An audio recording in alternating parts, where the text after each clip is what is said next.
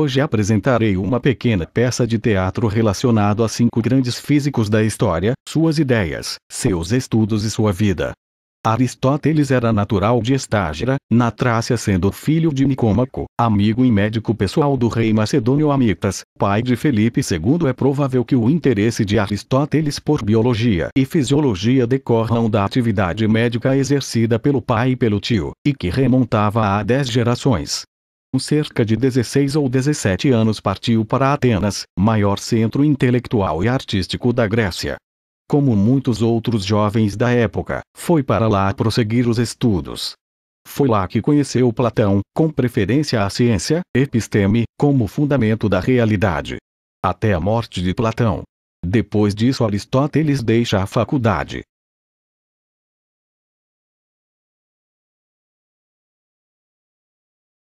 Vinte anos depois, em 342 a.C., Aristóteles começa a educar Alexandre o Grande por intercessão de Hermes ao pai de Alexandre, Felipe II. Aristóteles apoiava a ideia de que a Terra era o centro de todo o universo, a ideia de que se 2 objetos caírem de um edifício ao mesmo tempo, o objeto com peso superior chegaria primeiro ao chão. Porém nunca teve como provar essas teorias e se complicava com alguns de seus alunos. Ele morreu em Calcis, na ilha Eubeia, de causas naturais naquele ano. Nicolau Copérnico nasceu quando sua cidade natal, Toron, fazia parte da província da Prússia Real, no Reino da Polônia, 1385-1569. Seu pai era um comerciante de Cracóvia e sua mãe era filha de um abastado comerciante de Toron. Nicolau Copérnico foi educado pelo tio, futuro bispo de Ermilã, depois de ficar órfão aos 11 anos.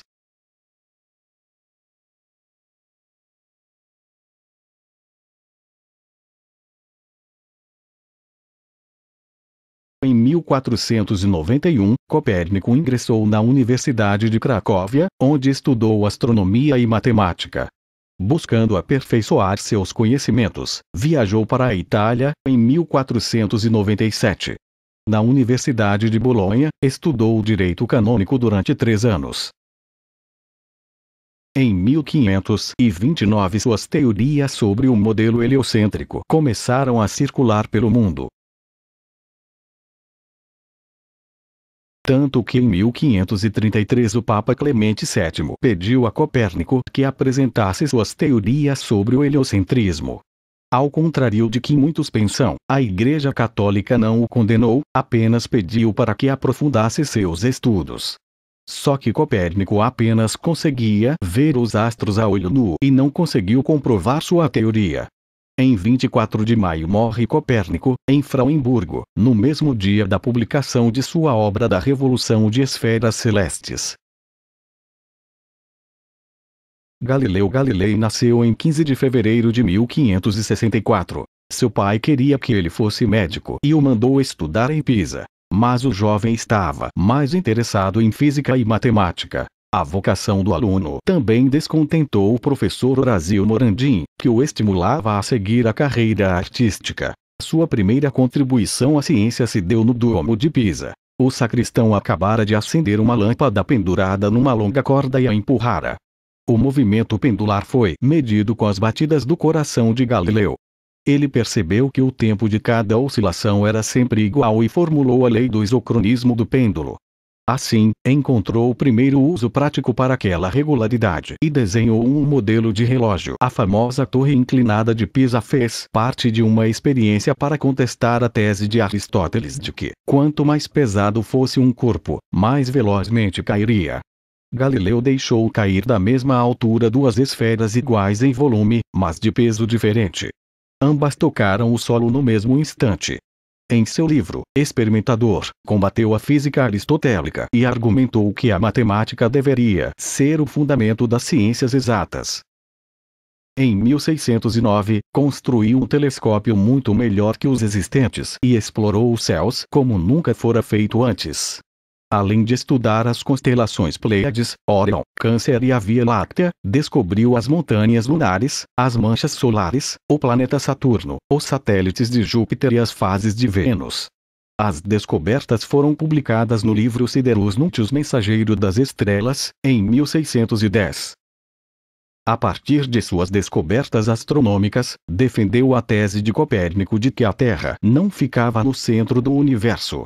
Como essa teoria era contrária ao dogma da Igreja, foi perseguido. Galileu Galilei morreu em 8 de janeiro de 1642.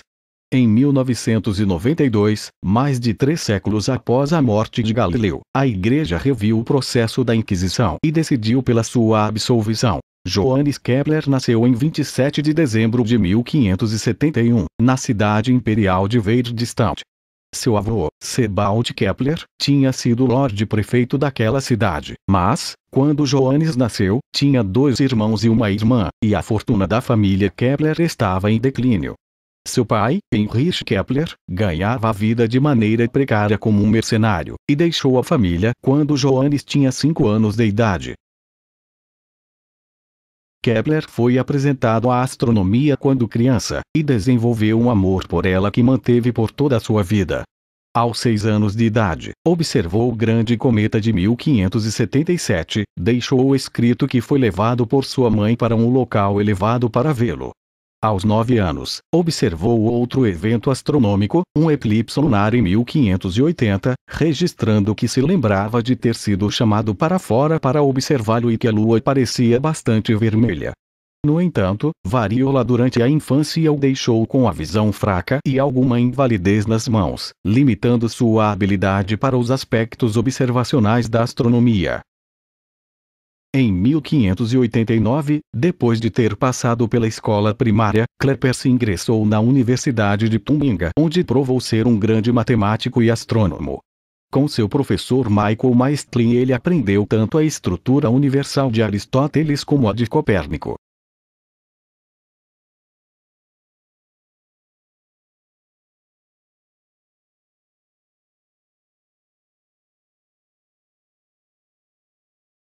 Em 4 de fevereiro de 1600, Kepler encontrou Tycho Brahe e seus assistentes Franz Tengnagel e Longomontanus em Benátky nad Jizerou, a 35 quilômetros de Praga, o local onde um novo observatório de Tycho estava sendo construído.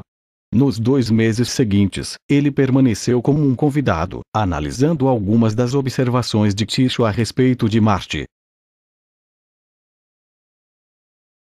Durante a maior parte de 1601, Kepler foi diretamente financiado por Tycho, que o designou para analisar observações planetárias e escrever um trato contra o rival de Tycho. 2 dias após a morte inesperada de Tycho em 24 de outubro de 1601, Kepler foi nomeado seu sucessor como matemático imperial com a responsabilidade de completar seu trabalho inacabado. Kepler morreu em 15 de novembro de 1630, e foi enterrado lá. O local do enterro foi perdido depois que o exército sueco destruiu a igreja. Apenas o epitáfio poético de autoria do próprio Kepler sobreviveu ao tempo. Quando criança, Newton não foi um aluno brilhante, mas gostava de inventar e construir objetos. Graças a um tio, estudou em Cambridge, onde desenvolveu um recurso matemático, o binômio de Newton. Ao observar uma maçã caindo de uma árvore, Newton começou a pensar que a força que havia puxado a fruta para a Terra seria a mesma que impedia a Lua de escapar de sua órbita. Newton descobriu a lei da gravitação universal. Mas muitos ainda discordavam de Newton.